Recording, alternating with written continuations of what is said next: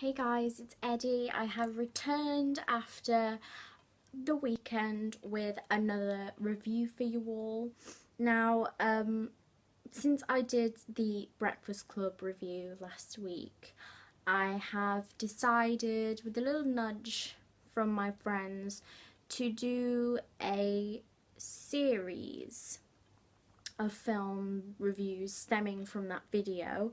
So, if you guys aren't familiar with the 1980s sort of band of actors, the Brat Pack, that group includes Molly Ringwald, Judd Nelson, Emilio Estevez, Ali Sheedy, Anthony Michael Hall, Demi Moore, and Andrew McCarthy.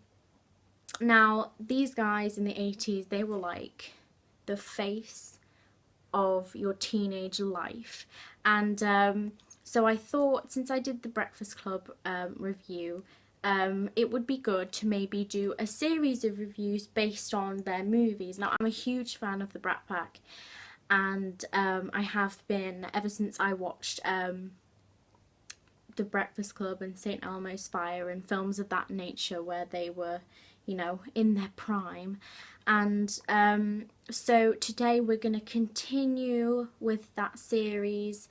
I'm going to make probably a little playlist for you guys like on the channel.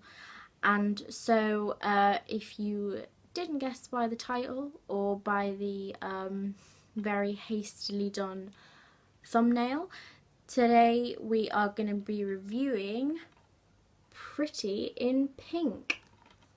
Now, I'm right in thinking that this is like the Breakfast Club, John Hughes written film, but it's not actually directed by him. It's actually directed by Howard Deutsch. I think I'm pronouncing that correctly. Dutch. And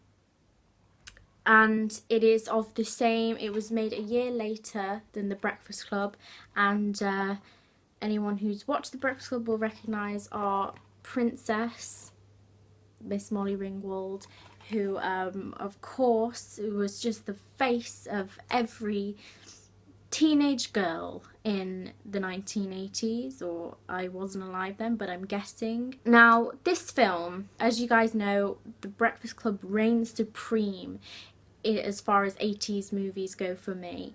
And this film is one of those really, it's sort of more heavily reliant on romance, where the Breakfast Club I think was more friendship orientated. I know there was two romances in it, but you kind of got the feeling that it was more about these five kids like bonding, whereas this movie, it centers around, sorry, I had to cut that because there was a huge truck outside my house and it's, the wheels were whirring and I was like, this is going to ruin the whole video. So if I look slightly different at a slightly different angle, I apologize. But this movie centers around the romance between Molly Ringwald, her character name is Andy, and Blaine, played by Andrew McCarthy.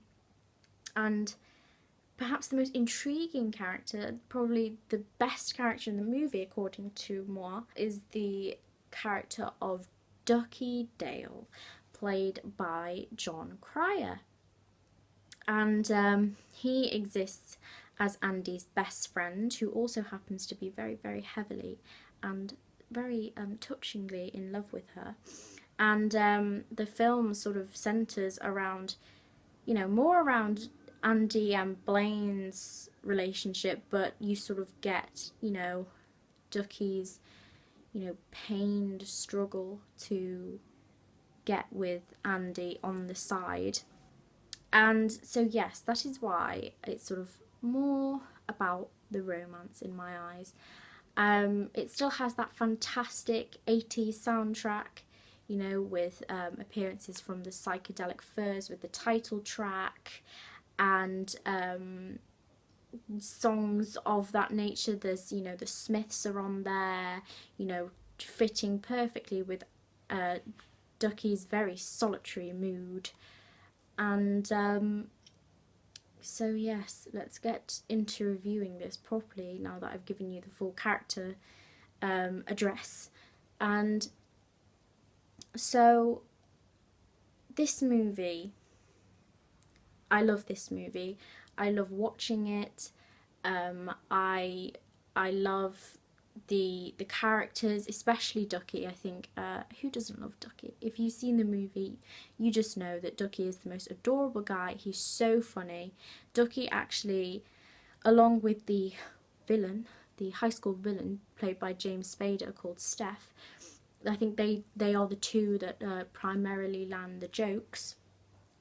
You know, it's got fantastic inclusion of, you know, that raw 80s fashion, primarily worn, of course, by Molly Ringwald, in her sort of haphazard, sewn together, thrown together in the morning fashion, which works, oddly enough. And it's really cool. Like, I've often watched the film and looked at her outfits, looked at her costumes and gone, oh my gosh, I would really like to try that, even though it's like totally crazy. But yeah, I think that I don't think it has as much verve as The Breakfast Club. I think there's something more edgy about The Breakfast Club. It sort of gets me more excited. But I think Pretty in Pink is one of those films that you can just curl up to and watch and, you know, have a little cry, because it has got, you know, really emotional moments. You know, because there is this class struggle, this class difference between Blaine, who is of the, you know, the posh, you know, segment of town, and Andy, who, you know, is, you know, pestering her father to find work, and, you know, isn't the most affluent teenage girl in the world. You know, a swift drop from her role in The Breakfast Club, in which she was, you know, the posh girl of the bunch. And, you know, I do like that dynamic. I think it's it adds a sort of a realness to the movie, and it adds that really sad edge. I think there is great chemistry between Andrew McCarthy and Molly Ringwald. I know they did another movie together, actually, called Fresh Horses in 1988. Will we review that one? I don't know, but we'll find out. If there's any requests for that, then sure, I'll go for it. But focusing on this movie, yeah, I think their dynamic is fantastic. You know, their kiss in this movie, the famous parking lot kiss, is actually probably one of the best kisses, or is renowned as one of the best kisses in cinematic history, you know, for its sheer passion. And you know that even though these are supposed to be two kids, you know, attending a high school prom, you know, the emotions are raw and they're real, and I think this is portrayed, you know, perfectly by McCarthy and Ringwald. And we also get the sort of double sadness, along with, you know, Ducky's failings to acquire Andy as a romantic partner, and he's sort of he doesn't want her to be with Blaine. He thinks that she'll break her heart, and yeah, we feel so sorry for Ducky, but I think the two of them as friends really pull through in the end. I won't tell you how the movie ends for those who haven't seen it, but I definitely think that it has that, you know, high school teen, the anguish of, you know, young love vibe, along with some really, you know, touching issues, and I think that's really good, you know, with the whole class divide thing. The characters are well-rounded, they're funny, even, you know, this sort of resident villain, James Spader, has me sort of like laughing to myself, because some of his lines are just so witty and so dry. They just make me howl. It's so funny. And I think Pretty in Pink is, you know, it's maybe not as vibrant, as I said, as some of the other teen Brat Pack movies. You know, I'm kind of biased because The Breakfast Club is my favourite, but I'm using that as a comparison, because it's more centred around that aching romance between Blaine and Andy. But but I think it is a fantastic film. It's probably one of the best films, best teen films of the 1980s. And, you know, that sort of Brat Pack cast, you know, work their magic again. And, you know, John Hughes' fantastic writing. His script is just on point, as per usual. I think John Hughes is just the undeniable king of teen movies. And he really pulls it out the bag again with this one. I think this film is one to like curl up and watch in a blanket, you know, with maybe some tissues at hand for those tears, because there are some really sort of emotionally irking moments, you know. It's one to, hence my outfit today with just like a hoodie, like it's one to just wear when you're like in the house, maybe the weather isn't great, and you've got some junk food, and I think it's one of those films. It gives me that vibe. But it's emotional, it's romantic, it's got comedy, and I think this sort of young cast really do the John Hughes script justice.